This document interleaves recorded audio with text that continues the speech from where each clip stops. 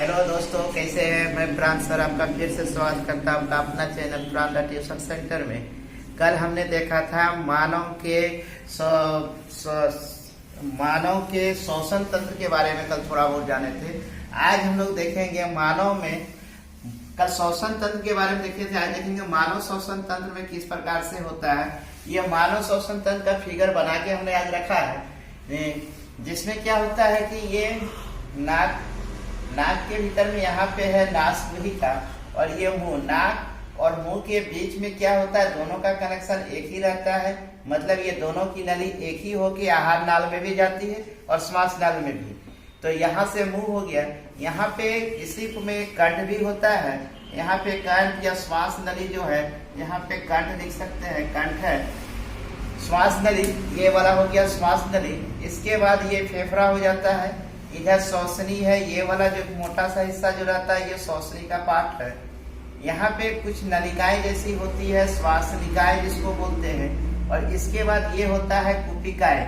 कुपिकाएं में क्या होती है, कुपिकाएं कुछ इस प्रकार से, अगर बड़े स्तर पे इसको करेंगे तो कुपिकाएं कुछ इस प्रकार से निकल के आती है। कुपिकाएं इसके इधर से भी इसकी शाखाएं आ जाती है। ये कुपिकाएं में कुछ ये इस तरह से इसका फिगर बनता है कुपिकाएं का। ये कुपिकाएं हो जाती है। इस कुपिकाएं के बड़े स्तर पे यहाँ पे छोटे से इस तरह से दिखाया जाता है। लार्ज स्केल पे देखेंगे तो कुपिकाएं कुछ इस प्रकार से रहती है, जिसमें क्या होता है, ऑक्सीजन और कार्बन डाइऑक्साइड का आदान प्रदान होगा। ऑक्सीजन अंदर में जाएगा और कार्बन डाइऑक्साइड क्या होता है, बाहर निकल आता है। ये डायफ्राम है। जब हम लोग ऑक्सीजन को अंदर लेते हैं तो हमारा ऑक्सीजन लेने से डायफ्राम क्या होता है, फैल जाएगा। जब हम ऑक्सीजन को बाहर निकालते हैं तो डायफ्राम सिकुड़ जाता है। ये यहाँ पे इसके ये जो कवर रहता है, यहाँ हमारे क्या है, रिम्स है हड्डियों की। यहाँ पे इस तरह से हड्डियों का एक सांचा रहता है, इस प्रकार से बने रहते हैं रिम, पिंजरे जिसको बोलते हैं पिंजरी। तो ये पिंजरी जो होते हैं, इस पिंजरी में कैद रहता है, मतलब बंद रहता है अंदर की ओर। वो इसलिए रहता है ताकि डायफ्राम क्या है, जब हम ऑक्सीजन ले तो ये जो फूल के ज्यादा न फूल जाए, जिसको रोकने के लिए भी इसका काम होता है इस पिंजरी का, कि ताकि ये फैल के ज्यादा न एक्सपेक्ट बाहर हो जाए। छाती जो हमारा फूल जाता है वो उसको रोकता है। और इस बीच में जो खाली जगह रहता है, यहाँ पे हृदय रहते हैं, जिसके बारे में हम लोग बाद में देखेंगे। तो इसमें जो मानव श्वसन तंत्र में हमने देखा कि मानव श्वसन तंत्र कब से होगा, जैसे कल हमने बता रहा था कि ये क्या है, कोशिका है। कोशिका भोजन जो हमने ग्रहण करता है, तो भोजन के रूप में हमको क्या मिल गया, C6H12O6 ग्लूकोज मिल गया। ये ग्लूकोज में से कार्बन जो 6 कार्बन जो होता है, ये 6 कार्बन जो होता है, इसको हम लोग क्या करते हैं, कोशिका द्रव्य। ये कोशिका है, कोशिका के भीतर में क्या होता है, कोशिका द्रव्य पाया जाता है। ये कोशिका द्रव्य क्या होता है, 6 कार्बन को कन्वर्ट करके 3C कार्बन कोशिका द्रव्य के भीतर में चला जाता है। जहाँ पे इसको क्या कल बताए थे, ये होता है पाइरूवेट में कन्वर्ट हो जाता है। पाइरूवेट में कन्वर्ट होके प्लस ऊर्जा के रूप में कन्वर्ट होता है। ये पाइरूवेट ऊर्जा क्या करता है, जहाँ ऑक्सीजन की उपस्थिति में ये क्या होता है, ये ऑक्सीजन लेके आ रहा है। ऑक्सीजन हमने जो खाना खाया, ऊर्जा खाया जो श्वास के द्वारा, ये जो कार्बन जो होता है, C कार्बन होता है, ये पाइरूवेट में कन्वर्ट हुआ और ये चला गया कहाँ पे, माइटोकॉन्ड्रिया पे। कोशिका द्रव्य में यहाँ पे क्या, माइटोकॉन्ड्रिया प्रेजेंस है, उपस्थिति है माइटोकॉन्ड्रिया की। जब हम लोग जो श्वास नली द्वारा जो श्वास ले रहे हैं, तो ये ऑक्सीजन क्या होता है, रक्त में घुलकर, ऑक्सीजन रक्त में घुलकर ये कोशिका के अंदर जाता है और यहाँ पे ये ऑक्सीजन की उपस्थिति कराता है। कल हमने देखा था किस प्रकार से ऑक्सीजन की उपस्थिति करके यह माइटोकॉन्ड्रिया क्या करता है, ऊर्जा उत्पन्न करता है। कितना, बहुत ज्यादा ऊर्जा उत्पन्न करता है। किस रूप में, ATP के रूप में रहता है। और इसी ऑक्सीजन को मिलने के कारण माइटोकॉन्ड्रिया इतना ऊर्जा उत्पन्न करता है कि इसको हम लोग क्या बोलते हैं, पावर हाउस बोलते हैं, या ऊर्जा गृह, यानी कोशिका का ऊर्जा गृह बोला जाता है इसको। तो ये जो स्टार्ट हुआ, मानव श्वसन तंत्र की जो पूरी एक श्रृंखला जो स्टार्ट होती है, तो इसको हम लोग इस प्रकार से दिखा सकते हैं कि इसका स्टार्ट कहाँ से हो रहा है। ये जो स्टार्ट हुआ ये सबसे पहले नसा द्वार जिसको बोलते हैं या नासवाहिका बोलते हैं, नसा द्वार पहला होगा या नासवाहिका इसको बोल सकते हैं, या नासवाहिका भी इसको बोला जाता है। इसके बाद ये ग्रसनी, इसके बाद ये कंठ में चले जाते हैं, फिर ये श्वास नली, ये है श्वास नली, श्वसनी, श्वासनिकाय, ये नली जो हो गई ये हो गया श्वासनिकाय।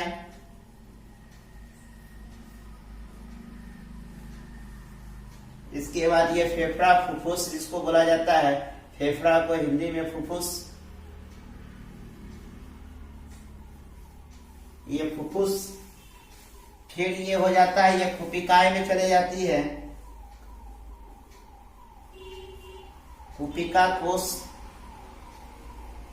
उसके बाद ये कुपिका कोश में जाने के बाद ये रुधिर में मिलकर रुधिर वाहिकाओं में मिल जाती है, और ये कोशिकाओं के भीतर में जाके कहाँ मिल जाएगी, माइटोकॉन्ड्रिया में, और जहाँ पे हमें ऊर्जा का केंद्र प्राप्त हो जाता है, यानी हमें ऊर्जा काफी मात्रा में प्राप्त हो जाती है माइटोकॉन्ड्रिया के द्वारा।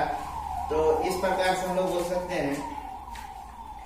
तो श्वसन होता है, श्वसन में दो प्रकार के श्वसन होंगे, इसमें अंतर श्वसन और उच्छ्वासन होते हैं। तो देखते हैं श्वसन में उसका दोनों को जो है उसके बारे में,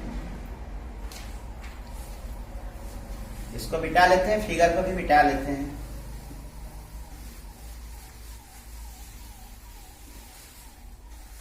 मानव श्वसन क्रिया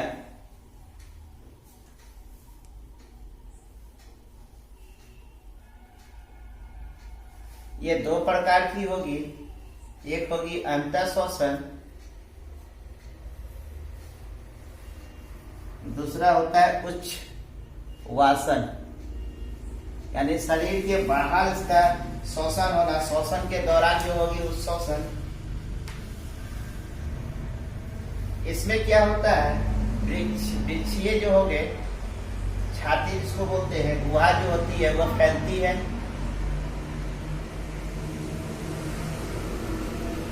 इसमें फैलने के बाद ये वापस अपनी अवस्था में आ जाती है, पूर्णतः पहले वाली अवस्था में आ जाती है। गुहा अपने मूल अवस्था में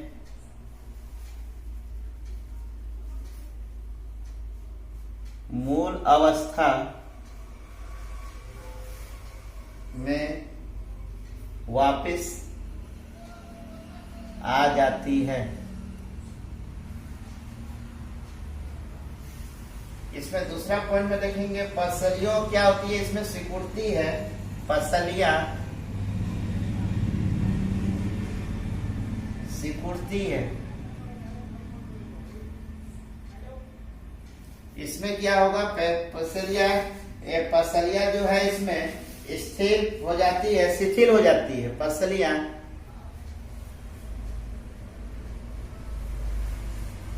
शिथिल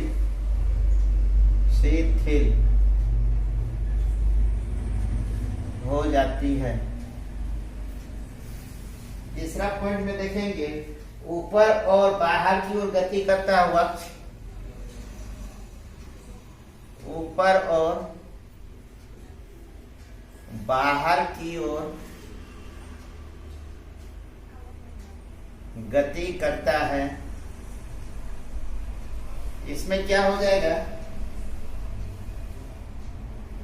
वक्ष गति करता है, ये अपने स्थान पे वापस आ जाता है, वक्ष अपने स्थान पर वापस आ जाता है। इसमें देखेंगे, इसका चौथा पॉइंट में हम लोग लिख सकते हैं कि गुहा दाब कम हो जाता है, सॉरी इसमें डायरेक्ट लिख रहे हैं, दाब कम हो जाता है गुहा में, जब ऐसे करके लिख लेते हैं, गुहा में वायु का दाब कम हो जाता है और वायु फेफड़ों में भरती है।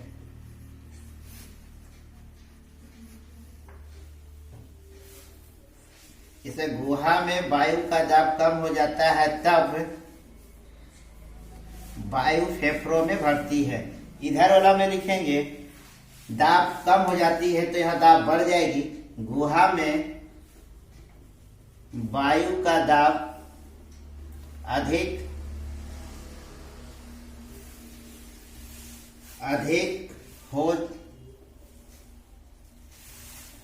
हो जाता है।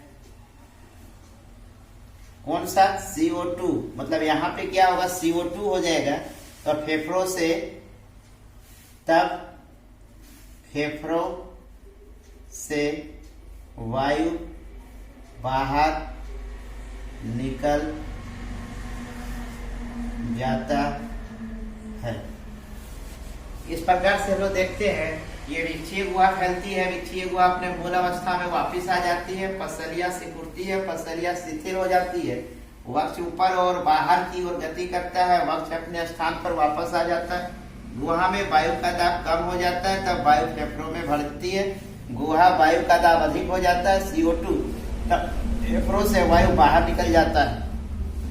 इसके बाद दो चीज देखेंगे कि अगर हम अंतर श्वसन का डेफिनेशन और उच्छ्वासन का डेफिनेशन अगर लिखना चाहे तो क्या लिख सकते हैं। तो इसको हम लोग मिटा रहे हैं। इसके बाद देखते हैं कि इसकी अगर दो लाइन में इसका डेफिनेशन का बात किया जाए, इसकी परिभाषा क्या लिख सकते हैं। तो इसकी जो परिभाषा हम लोग लिखेंगे उसमें लिखेंगे कि सांस द्वारा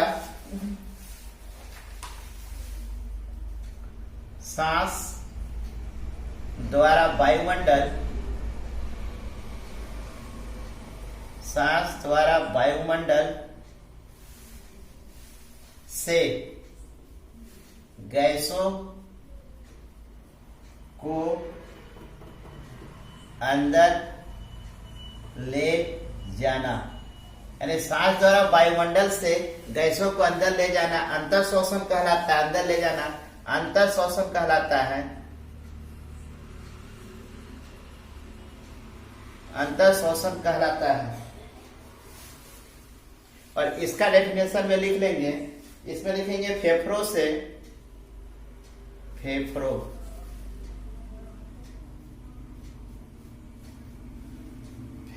से वायु या गैस को बाहर निकालना।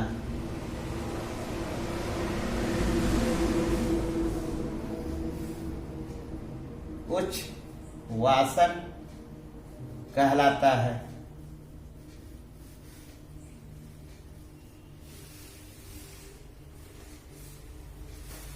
तो इसमें अंतर श्वसन में क्या हो गया? सांस द्वारा वायुमंडल से गैसों को अंदर ले रहे हैं और इसमें क्या कर रहे हैं? वायु व गैसों को बाहर निकालना कैसे कहलाता है।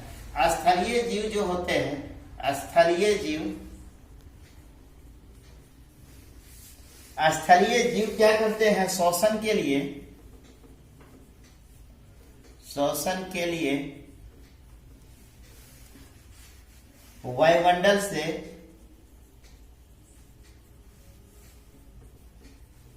ऑक्सीजन, श्वसन के लिए वायुमंडल से ऑक्सीजन का उपयोग करते हैं।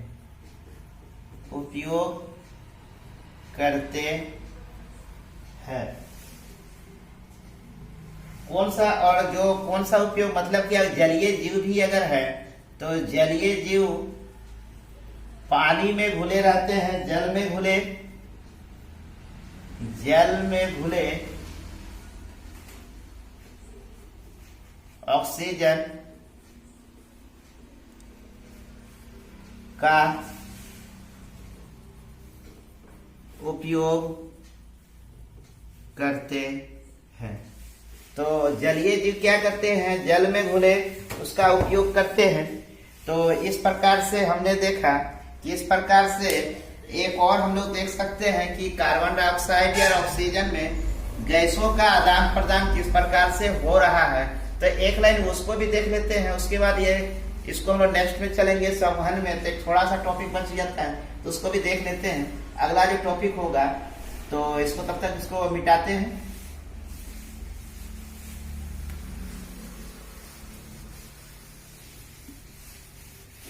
गैसों का आदान प्रदान, गैसों का आदान प्रदान किस प्रकार से होता है। गैसों का आदान प्रदान जो होगा वो क्या है कि वायु, पहला क्या है, वायु, इसमें ऑक्सीजन क्या करेगा, इसमें सबसे पहले कुपिका में जाएगा, कुपिका से ये रक्त वाहिका में चला जाएगा। यहां ऑक्सीजन आरबीसी में हीमोग्लोबिन के साथ, हीमोग्लोबिन के साथ मिलकर हीमोग्लोबिन H, ये हीमोग्लोबिन हो गया Hb और ऑक्सीजन हो गया O2 बनाती है।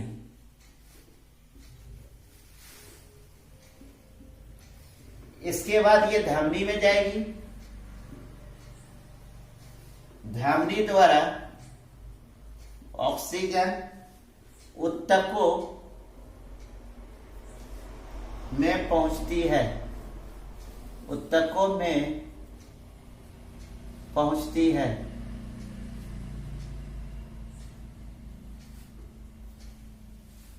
इसके बाद ग्लूकोज का ऑक्सीकरण,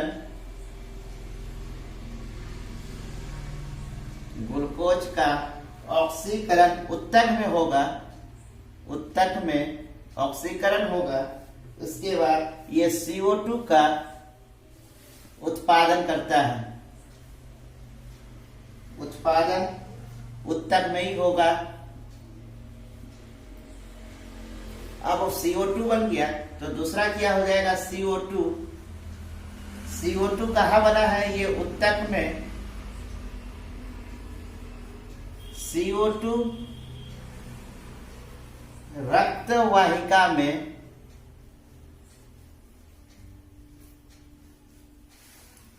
CO2 का रक्त में विसरण, रक्त में विसरण होगा। उसके बाद रक्त वाहिका द्वारा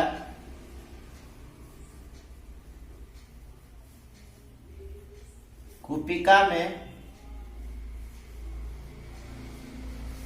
विसरण होगा।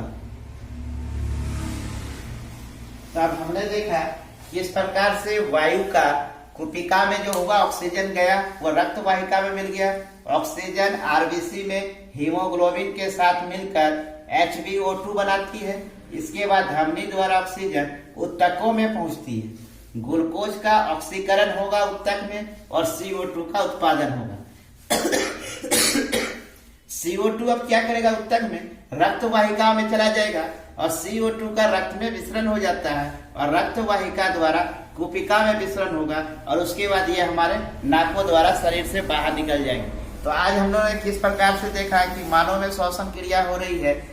तो इसके बाद श्वसन क्रिया को समझे तो हमने नेक्स्ट वीडियो में देखेंगे कि इसका परिवहन किस प्रकार से होता है हमारे शरीर में और रक्त का, इसके बारे में कल देखेंगे। तो कल हृदय के बारे में पढ़ेंगे। तब तक के लिए थैंक्स।